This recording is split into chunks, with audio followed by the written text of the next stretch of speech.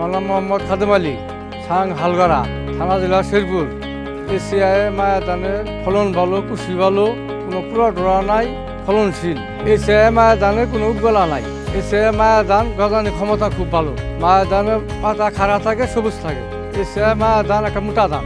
এরকম ভালো বীজ দেওয়ার জন্য এশিয়াকে ধন্যবাদ।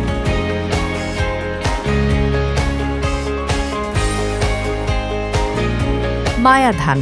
মায়া ধান মাঝারি মোটা জাতের ধান। এই ধানের জীবনকাল ১৩৫ থেকে ১৪০ দিন।